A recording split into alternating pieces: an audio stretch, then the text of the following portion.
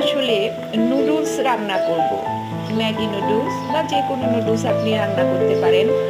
তো এখন দেখেন ফুলকপি কিন্তু অনেক পাওয়া যাচ্ছে। ফুলকপিটা খুব দ্রুত নষ্ট হয়ে যায়, সেজন্য ফুলকপিটা ভালোভাবে ছোট ছোট করে কেটে আমি ধুয়ে নিয়েছি। ধুয়ে নুডলসে দেওয়ার জন্য এখানে দেখুন এইভাবে ডুবো তেলে একটু ভেজে নেব। এইভাবে করে আমি কেটে নিয়েছি। এরপরে এটা আমি ডুবো তেলে ভেজে সরাসরি নুডলসে দিয়ে দেব। চলুন দেখি কিভাবে আমরা নুডলসটা, ম্যাগি নুডলস বা যে কোনো আপনি নুডলস রান্না করেন এইভাবে রান্না করতে পারেন। একটি নুডলস রান্নার রেসিপি আসুন দেখে নিই। দেখুন ফুলকপিটা ভাজার পর কড়াইতে নিয়ে নিয়েছি। এই যে আমরা ফুলকপিটা কড়াইতে নিয়ে নিয়েছি। যেহেতু ফুলকপিতে তেল আছে, আমি কিন্তু এখানে এটা যে নুডলসটা যে আমরা একটু বাগার দিয়ে নেব, সেটার জন্য পেঁয়াজ কেটে নিয়েছি। এখানে আপনারা দেখতে পাচ্ছেন রসুন ছেঁচে নিয়েছি, বেশ অনেকটা রসুন ছেঁচে নিয়েছি। তার সাথে কাঁচামরিচ, আর আপনারা যে যেরকম ঝাল খান সেরকম কাঁচামরিচ কুচি করে কেটে নিয়েছি। এই যে কাঁচামরিচ কুচি করে কেটে নিয়েছি। আমি এখানে আমার ঝাল যেরকম খাবো সেরকম নিয়েছি। আর টমেটো একটা দিয়েছি এখানে, পরবর্তীতে আবার আমরা দিব। এখন এখানে এভাবে নেওয়ার মানে কি, আমরা তো এখন ফুলকপিটা ভেজে নিয়েছি, এটার সাথে কিছুটা তেল আছে।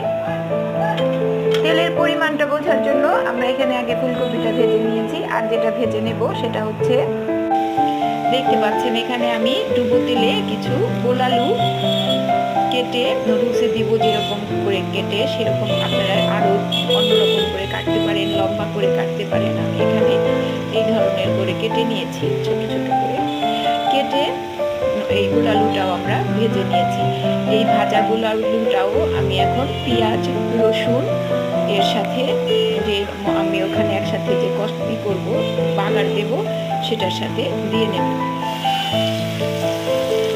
আজকে দেখুন ম্যাগি নুডলস রান্নার জন্য আমি চুলায় একটা কড়াই বসিয়ে দিয়েছি। সেখানে 2 টেবিল চামচ তেল দিয়েছি। 2 টেবিল চামচ তেল দিয়ে সেখানে আমি রসুন কুচি দিয়েছি। আসলে রসুন কুচি করেও দিতে পারেন, আবার ছেঁচেও দিতে পারেন। সেটার ভিতরে এখানে দিয়েছি পেঁয়াজ কুচি, কাঁচামরিচ কুচি, আপনি যেভাবে ঝাল খাবেন সেই পরিমাণ। আর দিয়েছি টমেটো একটা ছোট ছোট করে কেটে দিয়েছি। ফুলকপিটা আসলে অনেক সময় গলে যায় যদি আমি সিদ্ধ করে দিই, তো আমি এখানে ফুলকপিটা ভেজে দিয়েছি। দেখুন এখানে ডুবো তেলে ফুলকপিটা ভেজে দিয়েছি। ঠিক একইভাবে এখানে আমরা গোলালুটাও ভেজে নিয়েছি, এটাও দিয়ে দিব। এখন এখানে দিয়ে দিব পরিমাণ মতো লবণ, আর কিছু আদা কুচি করে রেখেছি। আমি একটা ছেঁচে রেখেছি আদাটা, আসলে ছেঁচা আদা দিয়ে দিব।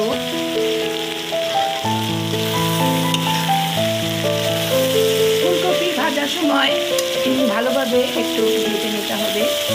আসলে এই ফুলকপি ভাজাটা দেওয়ার পরে আমরা এটা কিছুক্ষণ গোলালু ভেজেও এখানে দিয়ে নিয়েছি, দিয়ে কিছুক্ষণ নেড়ে নেব। যেহেতু টমেটো আছে, টমেটো থেকে পানি বেরোবে, এইটারও একটা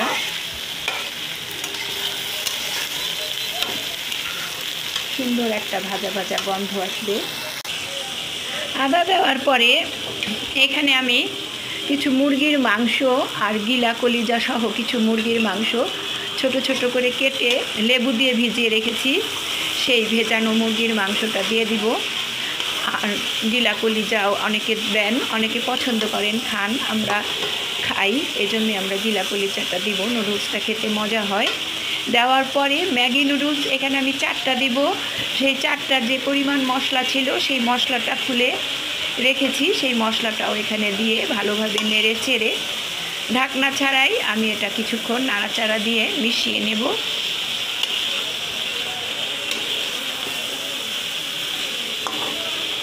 আর নুডলস মানেই কিছু আদা কুচি দিয়েছি, আবার আমরা এখানে কিছু গোলমরিচের গুঁড়াও দেব। গোলমরিচের গুঁড়ার ফ্লেভারটা নুডলসে আমার কাছে খুবই ভাল লাগে। অনেকেই পছন্দ করেন, সেজন্য আমরা কিছু গোলমরিচের গুঁড়া এখন দেব, আবার কিছু গোলমরিচের গুঁড়া নামাবার আগে আগে দিব, যাতে ফ্লেভারটা নুডলসে থাকে। তো এইখানে দিয়ে আমরা এটা নাড়াচাড়া করে নিচ্ছি। সাথে এখানে আমরা কিছু আরও সবজি, আপনার যার যা পছন্দ সবজি দিবেন। আমরা এখানে গাজর, শালগম, আরও যার যে সবজি পছন্দ সিদ্ধ করে রেখেছিলাম সেটাও দিয়ে দিব। দিয়ে এটা খুব ভালোভাবে আমরা এইভাবে ঢাকনা খোলা রেখেই যতক্ষণ এটা ভালোভাবে গন্ধটা বের হবে ততক্ষণ পর্যন্ত নাড়াচাড়া করে নেব।